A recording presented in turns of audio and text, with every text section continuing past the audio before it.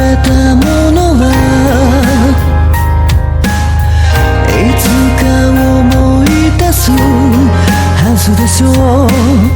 消えた夢の影を探した寂しさの答え儚さを愛触れてた風に流れて僕は君を愛せていたか少し気づくことが遅すぎ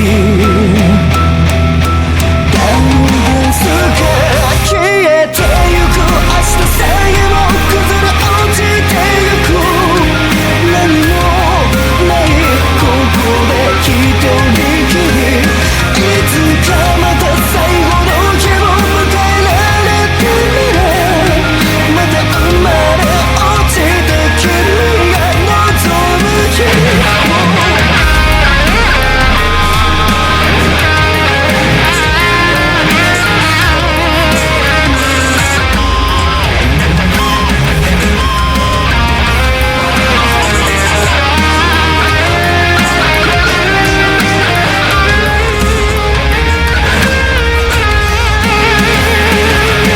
Violence in the last several hours. We are following several shootings, including one in Cincinnati where police shot and killed an armed 18-year-old. And then not even 24 hours later, get this, police say the victim's father intentionally drove into the deputy involved in his son's shooting. The deputy is dead. Hello YouTube, I'm back again with another video.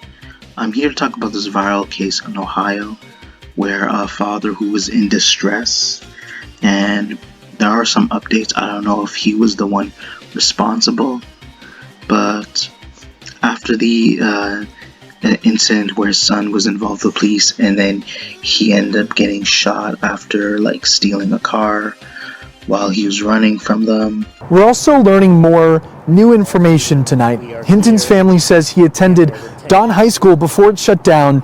He was not in school at the time of his death. Family and attorneys didn't dispute otherwise that Hinton was sitting in a stolen car or had a gun on him at the time of the incident. His cousin says, however, he should not have been in that stolen car because he was locked out of the house the night before. I don't know whether the father decided to take it upon himself, but apparently it is said that like there was somebody with him. So I can't know for sure whether he was the driver or somebody else was driving for him. But I do know for a fact that he was in a vehicle where he literally ran over one of the Ohio police officers. But the thing is, it's not the same cop who took his son away from him, who took the life of his own son. Yeah, Reed, just a tragic story out of Ohio this hour. A man whose teenage son was killed by police in Cincinnati, now accused of killing a sheriff's deputy. Rodney Hinton allegedly rammed his car into that officer. We now know that officer has been identified as Deputy Leary Henderson, a 33-year veteran. Henderson was notably not involved in Hinton's son's death. Now, honestly, if this was the case that he was somehow responsible, and if he had a clear intention to do that, the thing is though, it's like I don't think that you should take your anger out on the wrong people. You should be angry at the person who was responsible for basically taking the life of his son. Of killing a Hamilton County deputy with the car is headed back to court. Rodney Hinton Jr. is charged with aggravated murder. That's right. He is being held with no bond, but that could change. WLWT News 5's Brian Hamrick is live tomorrow with tomorrow's hearing. Hi, Brian. Yeah, Ashley, prosecutors want Hinton to be held in jail with no bond until the trial. In order to get that, they have to have this special no bond hearing. That's tomorrow, one that could reveal evidence that we normally wouldn't see at this stage in the case. Whether his issue may be he doesn't like the police, the thing is though now is giving more cops a reason to be violent towards people and not really count on the public. In a way that was calculated and premeditated. Rodney Hinton Jr. appears in court. and purposely caused the death of an on-duty deputy sheriff. Here, he got a room filled with tension and charges of aggravated murder. But there's something he didn't get: bond. In this case, they're asking for no bond. They're essentially asking that the court deny any type of bail. But at the same time, it's like, and I'm not trying to play devil's advocate or pick sides. I just want to be open and be real. Whether his son did steal a vehicle and he had a gun and he was armed with a loaded gun, the thing is though, all of this could have been avoided had his son decided to not steal cars. But at the same time, it's like, if his son did not pose as a threat, if anything, rather than the police using a gun themselves, they probably should have most likely just tased him. Investigators say Hinton slammed his vehicle into this pole and recently retired Hamilton County Deputy Larry Henderson. Henderson, who was working a special detail for UC graduation, was killed. It came the day after Cincinnati police shot and killed Hinton's son, Ryan Hinton, during a car theft. Shortly after this body cam of that incident was released is when the deputy was hit. People are claiming that the father is a hero for taking out one of the officers. I would say I understand where he's coming from, but at the same time, other things though, it's weird is that how he took it out on the wrong person though. Me personally, I'm the type to go after the individual, like, who wronged me and my family or my friends. Because the thing is, it is confirmed that the cop that he went after had nothing to do with the involvement of his son. He was not involved in his son's murder. And I was asleep. Ryan, I'm so sorry. This was never supposed to happen to you. Ever. I'm so sorry, Ryan. I'm so sorry, Ryan. Just know he won't supposed to be there. But like, I can't be here justifying what the father did, but I do understand his actions. Like I seen in the video about my grandson, I seen two scared people. I seen the officer scared, and I seen my grandson scared. So it's an unfortunate incident that happened. So that's all I seen. It was like, I didn't see the police there trying to kill. No. What I seen was two persons made a mistake. My grandson made a mistake being there, and the officer, he was trying to get back to his family too. The one thing I obviously can't justify is having when you, as you notice in the courtroom, I can't fathom with a group of cops literally surrounding him.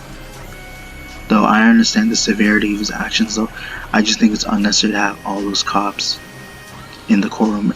Now, it could be to scare the guy, or they probably fear for their lives to make sure if he does anything like suspicious, or if he might decide to actually pull out a weapon, even though he's already handcuffed, in case he decides to do anything suspicious, to make sure that they're prepared. I think it's to make sure they're prepared, but at the same time, it's like he was already caught, he's already handcuffed, he's already court. There's no reason to have that many cops there in the first place. It's as if to actually scare him. I can tell by their faces. They're really trying to intimidate him. So in a way, it's like they're justifying his behavior as to why he did what he did. So having all those cops be there in the first place, in a way, makes them look more corrupt than like Rodney is basically trying to like convince us otherwise. Because those cops being there, it's as if they're proving his point as to what is wrong with the system, is what is wrong with law enforcement. But here I'm not really trying to advocate, because I feel like, again, this all could have been avoided. Like, now, even if his son believed that he wouldn't get caught, at the same time, it's like, once the police show up and they tell you to stop resisting, at that point he should have stopped running.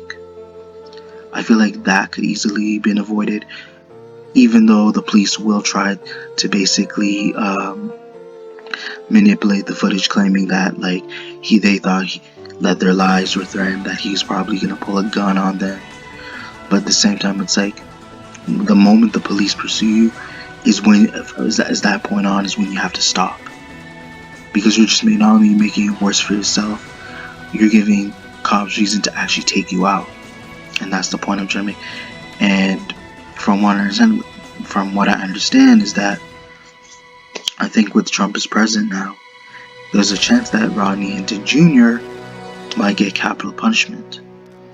So at the same time, it's both it's tragic on both sides, but at the same time, it's like now the father is basically is gonna lose his life in the process by taking out one of the cops, and he's gonna lose his life to the same people that took his son. So the more you think about it, you guys, it is very tragic. And although I understand maybe the father was grieving, I really don't know what he might have been going through. Only if he was somehow responsible for the murder.